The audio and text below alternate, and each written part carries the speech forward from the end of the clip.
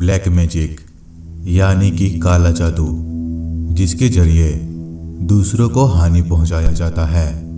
हमारी दुनिया में कुछ लोग ऐसे हैं जो कि ब्लैक मैजिक को नहीं मानते, लेकिन दूसरी तरफ कुछ लोग ऐसे हैं जो कि ब्लैक मैजिक को यानी कि काला जादू को बहुत ही खतरनाक मानते हैं। कुछ लोगों का ये कहना है कि ब्लैक मैजिक के जरिए हम किसी भी मरे हुए व्यक्ति के आत्मा को बुला सकते हैं। आज मैं इस वीडियो में बताने वाला हूँ ब्लैक मैजिक से जुड़ी एक ऐसी दिल दहला देने वाली कहानी के बारे में जिसे सुनकर आपकी रूह कांप जाएगी।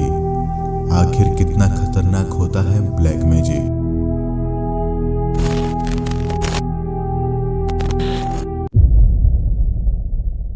एक छोटे से गांव में एक छोटी सी परिवार रहने के लिए आती है।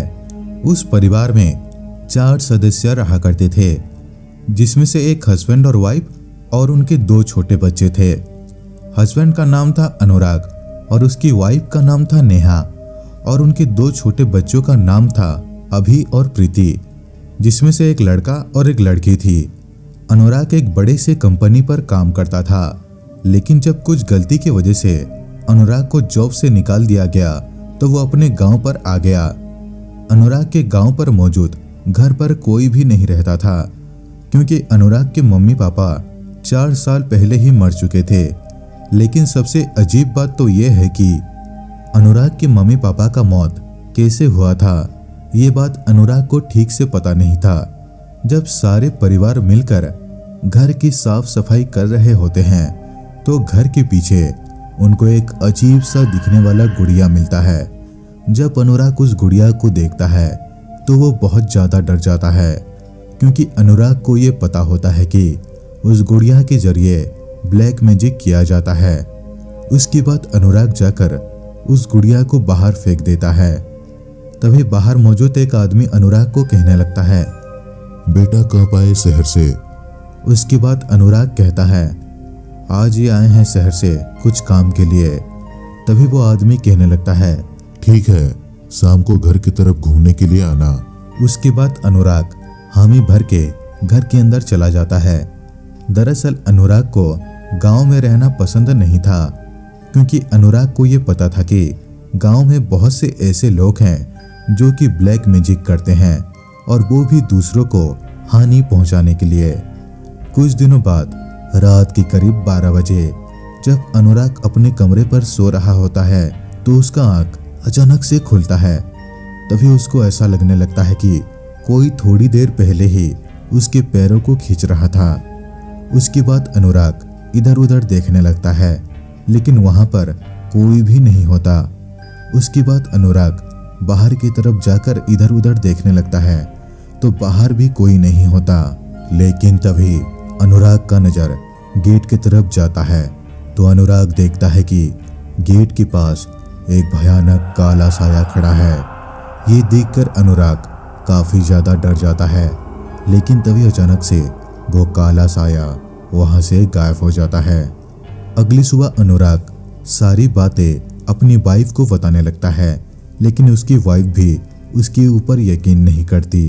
लेकिन इस घटना के बाद से बार बार अनुराग को एक काला साया दिखाई देने लगता है, जिसे अनुराग काफ़ी ज़्यादा डरा हुआ रहता है। अनुराग को ये समझ ही नहीं आ रहा था कि वो काला साया उसके पीछे ही क्यों पड़ा है। जब एक रात अनुराग सो रहा होता है तो उसको एक अजीब सा सपना आने लगता है। वो सपने में देखता है कि कोई उसके बड़े बेटे अभी को मारने की कोशिश कर रहा है। तभी अनुराग का आँख अचानक से खुलता है और वो बेड की तरफ देखने लगता है तो उसके बेड पर उसका बड़ा बेटा अभी नहीं होता। इसे अनुराग काफ़ी ज़्यादा घबरा जाता है और बाहर जाकर इधर उधर देखने लगता है तो अनुराग देखता है कि उसका बड़ा बेटा अभी एक पेड़ के पास बेहोश पड़ा है। उसके बाद वो अभी को अपने साथ घर ले आता है और उसे होश में लाकर पूछने लगता है, तुम बाहर कैसे चले गए? ये बात सुनकर उसका बड़ा बेटा कहने लगता है, एक अजीब सा दिखने वाला आदमी मुझे अपने साथ उठाकर ले गया और वो मुझे मारने की कोशिश कर रहा था, लेकिन कुछ देर बाद मैं वहीं पर ही बेहोश हो गया। और उसके बाद क्या हुआ मुझे ठीक से नहीं पता। ये बात सुनकर अनुराग काफी ज्यादा घबरा जाता है और वो अपने बड़े बेटे अभि को सोने के लिए कहता है। अगली सुबह अनुराग जाकर अपने घर के पास मौजूद अपने एक चाचा से मिलता है और सारी बातें कहने लगता है।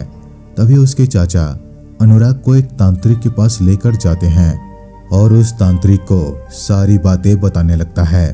तभी वो तांत्रिक सारी बातें सुनकर थोड़ी देर के लिए चुप हो जाता है और कुछ मंत्र पढ़ने लगता है और मंत्र पढ़ने के बाद कहने लगता है, ये सब एक श्राप के चलते हो रहा है और कुछ समय बीतने के बाद तुम्हारा बड़ा बेटा मर जाएगा। ये सुनकर अनुराग बहुत ज्यादा डर जाता है और उस तांत्रिक से मदद मांगने लगता है। तभी वो तांत्रिक कहता है, मैं तुम्हारे बेटे को तो बचा नहीं सकता, लेकिन कुछ ऐसा कर सकता हूँ जिसे तुमको उस श्राप से मुक्ति मिल जाए। उसके बाद अनुराग इस बातों के लिए हामी भरता है और कहता है, इस श्राप से मुक्ति पाने के लिए मुझे क्या करना होगा और ये श्राप मुझे कैसे लगा। ये बात सुनकर वो तांत्रिक कहता है, कई सालों पहले तुम्हारे पापा रात के करीब 2 बजे जंगल के रास्ते से आ रहे थे तो उनको एक पेड़ के पास एक औरत दिखाई दी जो कि काला जादू कर रही थी। ये देखकर तुम्हारे पिता बहुत डर गए और वो नशे के हालत में अपने थैली से चाकू निकालकर उस औरत के ऊपर हमला कर दिए, जिसे वो औरत उसी जगह पर मर गई जहां पर वो काला जादू कर रही थी। लेकिन वो मरने से पहले ये श्राप दी कि आने वाले समय में तुम मौत की नींद सोने वाले हो और साथ साथ वो भी मर जाएंगे जिसे तुम बहुत पसंद करते हो। ये बात सुनकर अनुराग को समझ आ जाता है कि उसके माता पिता की मौत कैसे हुई और अनुराग के पापा अनुराग के बड़े बेटे अभि को बहुत पसंद करते थे और शायद इसलिए अनुराग के बड़े बेटे अभि के साथ बहुत ही अजीबोगरीब चीजें घट रही थी।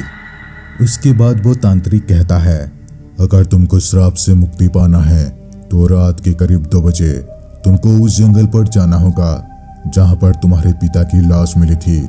उसके बाद तुमको 7 बार अपने पिता का नाम लेकर अपने हाथों पर सुई चुभोना है और एक बूंद खून जमीन पर गिरते ही तुम्हारे पीछे एक काला साया पड़ जाएगी और उसी काले साये से बचकर तुमको उस जंगल से बाहर निकलना है जिसे उस श्राप से तुमको मुक्ति मिल जाए।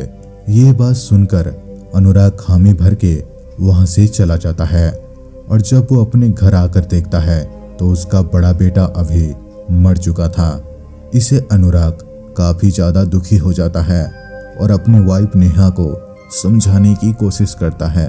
उसके बाद वो अपने बेटे का अंतिम संस्कार करके घर आ जाता है। घर पर बहुत भीड़ लगे होते हैं, लेकिन कुछ समय बीतने के बाद सब लोग चले जाते हैं। रात के करीब 2 बजे अनुराग जंगल की तरफ जाने के लिए निकल पड़ता है और उस तांत्रिक के बताए हुए बातों को करने लगता है। जंगल पर जाने के बाद वो अपने पिता के नाम को 7 बार लेकर अपने हाथों में सुई चुभोता है। तभी उसके पीछे एक अजीब सी दिखने वाली औरत उसके पीछे पड़ जाती है। उसके चेहरे पर कई सारे कटे हुए निशान होते हैं। अनुराग भी उस औरत से बचते हुए उस जंगल से बाहर की तरफ भागने लगता है और कुछ ही समय में वो उस जंगल से बाहर निकल जाता है और चैन की सांस लेता है।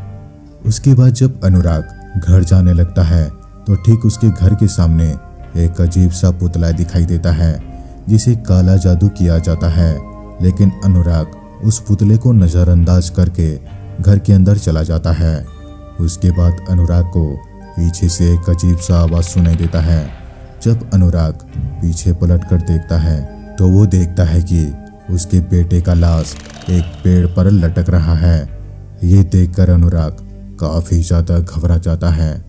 आखिर क्या होने वाला है अनुराग के साथ, जानने के लिए कमेंट में पार्ट 2 जरूर लिखें। दोस्तों ये वीडियो कैसा लगा नीचे कमेंट करके जरूर बताना। दोस्तों अगर वीडियो अच्छा लगा हो तो वीडियो को लाइक करें, शेयर करें और इस चैनल को सब्सक्राइब करना बिल्कुल भी ना भूलें। तो दोस्तों मिलते हैं अगले वीडियो में, तब तक के लिए धन्यवाद।